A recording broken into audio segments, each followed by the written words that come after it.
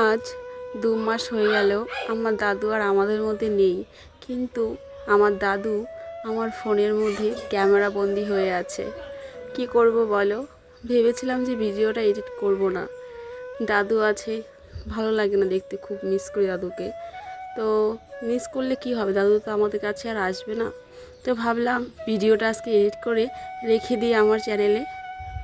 সারা জীবন দাদু আমার মধ্যে থাকবে, আমার মোবাইলে ক্যামেরা বন্দি হয়ে থাকবে। ভিডিওটা এডিট না করে আর পারলাম না। হয়তো এই ভিডিওগুলো যদি আমার মা, আমার মাসিরা, আমার মামারা দেখে, তাহলে ওরা হয়তো খুব কষ্ট পাবে। কিন্তু কষ্ট পেলেও তো কোনো কিছু করার নেই না। যে যায় সে আর কোনো দিনই আমাদের কাছে আসে না। কথাগুলো বলতে আমার খুব কষ্ট হচ্ছে, কিন্তু কষ্ট হলেও এটাই বাস্তব। মানুষ চিরজীবনের জন্য আমাদের কাছে আসে না। তো হ্যালো বন্ধুরা, তোমার সবাই কেমন আছো? ভালো আছো? আমিও ভালো আছি তোমাদের আশীর্বাদে।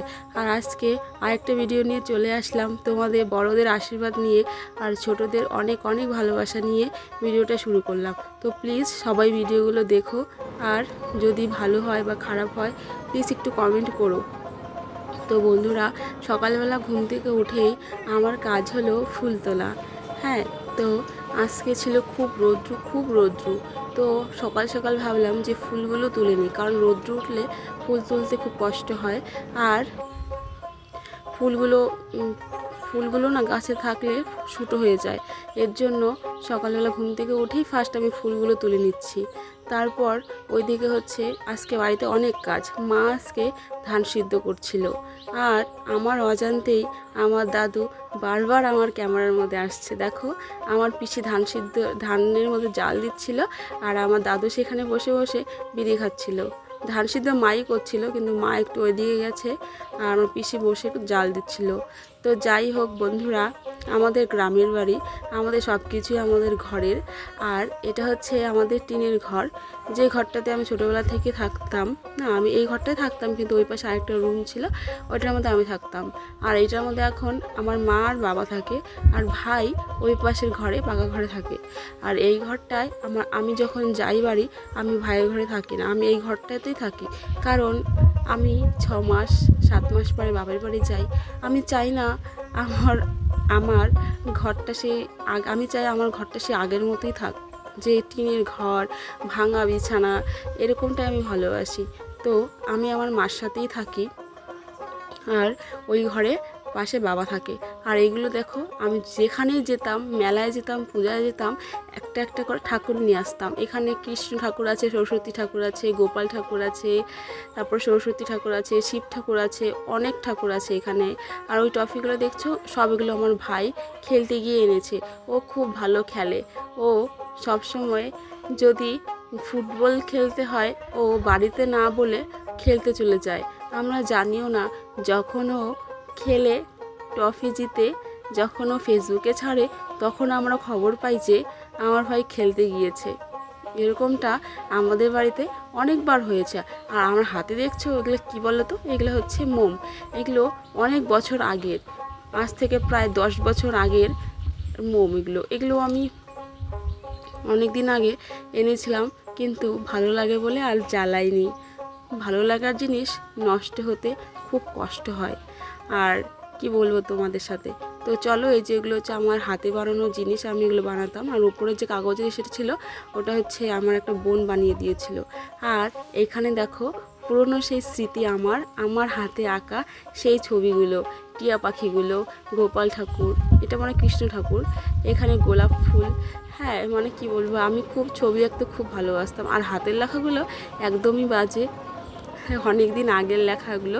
আর এই দেখো, কতগুলো ছড়া তো উঠেই গেছে। আমি তো এখন বলতেই পারবো না এসব কী লিখেছিলাম আমি। এগুলো অনেক, যখন আমি ক্লাস সেভেনে না, ক্লাস 8 কি 9-এ পড়তাম, যখন আমার কাছে কোনো ফোন ছিল না, তখন আমি পড়াশোনার ফাঁকে ফাঁকে এই ছবিগুলো আর্ট করতাম। আমার আর্ট করতে ভীষণ ভালো লাগে। জানো, যখন আমার মন খারাপ হয়, তখন আমি ছবি আঁকতাম। তখন তো আর ফোন ছিল না যে মন খারাপ ফোন টিপে সময় মানে মনটাকে ভালো করি। তখন তো ফোন ছিল না, কিন্তু এখন তো ফোন আছে বলে আমি ছবি আর আঁকি না। কেন বলো তো? মানুষের একটা অভ্যাস থাকে, যখন আমার খুব কষ্ট হতো তখন আমি এই ছবিগুলো আঁকতাম আর আমার কষ্টগুলো ছবি আঁকার মধ্যে প্রকাশ করতাম। আমি যত মন খারাপ হতো তত আমার ছবি আঁকা ভালো হতো।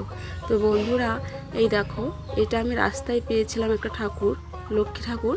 এটাকে আমি একদম নোংরা ছিল, এটাকে বাড়িতে এনে ধুয়ে সুন্দর করে মেজে ঘষে, বাড়িতে রং ছিল এই রঙগুলো করেছি। ভালো হয়নি জানি, কিন্তু কিছু করার নেই। আমার যে খুব ভালো লাগে পুরনো স্মৃতি রেখে দিতে।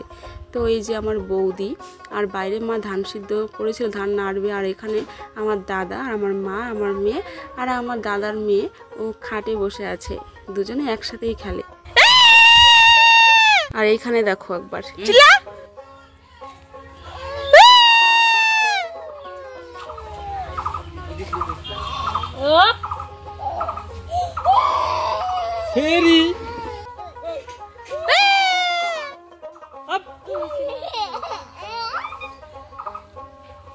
তো বরাবরই আমার বাচ্চাদের কান্না করাতে খুব ভালো লাগে, কি বলবো। আর ভাগ্যিস আমার বিয়ে হয়ে গেছে। আমার যদি বিয়েটা না হতো, দাদার মেয়েটাকে তো আমি চিপে চিপে একবারে কি করতাম, ভর্তা করতাম।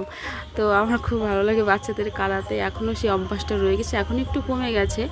তো যাই হোক, বাড়িতে চলে আসছি, বাড়িতে চলে এসে স্নান করে ঠাকুর ঘরে চলে আসছি। আর ঠাকুর ঘরে রাত্রেবেলা যেহেতু বৃষ্টি হয়েছিল আর ধুলো বালি ঠাকুরের গায়ে পড়েছিল, তাই ভাবলাম যে ঠাকুর ঘরটা সুন্দর করে একটু মুছে, ঠাকুরগুলোকে একটু মুছে দিই। আর এই দেখো, এটা হচ্ছে আমাদের মনসা ঠাকুর। তোমরা অনেকেই আগে ভিডিওতে দেখেছো, কিন্তু তোমাদের সাথে আমি পুজো দেওয়াটা আমি শেয়ার করিনি। আমি অত ভালো করে পুজো দিতে পারি না, যতটা চেষ্টা করি ভালো করার।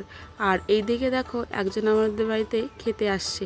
উনি কয়েকদিন পরে পরে আমাদের বাড়িতে খেতে আসে। সবার বাড়ি থেকে টাকা নেয়, কিন্তু আমাদের বাড়িতে এসে বলে যে ভাত খাবো।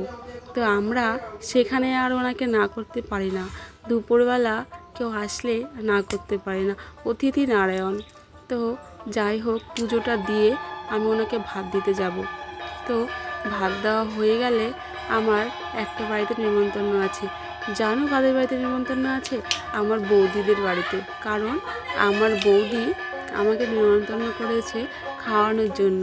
আমি যখনই বাড়িতে যাই তখনই আমাকে পাড়ার সবাই মিলে নিমন্ত্রণ করে খাওয়ায়। কারণ আমি যে অনেক দেরি করে বাপের বাড়ি যাই, এটাই হচ্ছে দূরে থাকার মজা। যখন বাপের বাড়িতে যাই তখন সবাই মিলে নিমন্ত্রণ করে খাওয়াবে, সবাই মিলে আদর করবে। আর দু একদিন পরে পরে বাপের বাড়ি গেলে তো অত একটা মজা হয় না, বলো? তো যাই হোক বন্ধুরা, আমার পুজো দেওয়া হয়ে গেছে।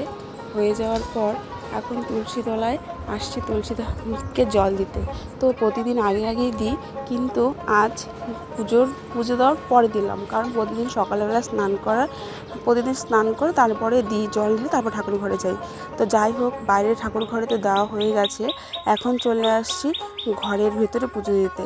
এটা হচ্ছে, এখানে আছে আমাদের লক্ষ্মী আছে, কৃষ্ণ ঠাকুর আছে, আর ওই যে দেখছো একটা রাধাকৃষ্ণ ছোট্ট, ওটা আমি দীঘা থেকে এনেছিলাম। আমি আমার মায়ের জন্য এনেছিলাম, এই বাড়ির জন্য একটা এনেছিলাম, ওই বাড়ির জন্য একটা এনেছিলাম। কারণ কোথাও গেলে কোনো কিছু একটা না আনলে ভালো লাগে না, তার জন্য মার জন্য একটা এনেছিলাম, আর শাশুড়ি মায়ের জন্য একটা এনেছিলাম, আর আমার জন্য কোনো কিছুই আনিনি। আর তার সাথে দেখছো লক্ষ্মী ঠাকুর, তার সাথে দেখছো হচ্ছে আমার মায়ের গুরুদেব আর গুরুদেবের স্ত্রী, জানি না কি বলে। তো যাই হোক, পুজোটা দিয়ে যাব আমি ওদের বাড়ি, কারণ আমাকে অনেকক্ষণ থেকেই ডাকছিল। আর গাছ ভর্তি ফুল দিয়ে ঠাকুরের আসন সাজানোটা মানে কি বলবো, খুবই ভালো লাগে। তো যাই হোক, চলো খেতে যাব, আমাকে অনেকক্ষণ থেকে ডাকছে। আর বাইরে ওনাকে খেতে দিয়েছে আমার মা।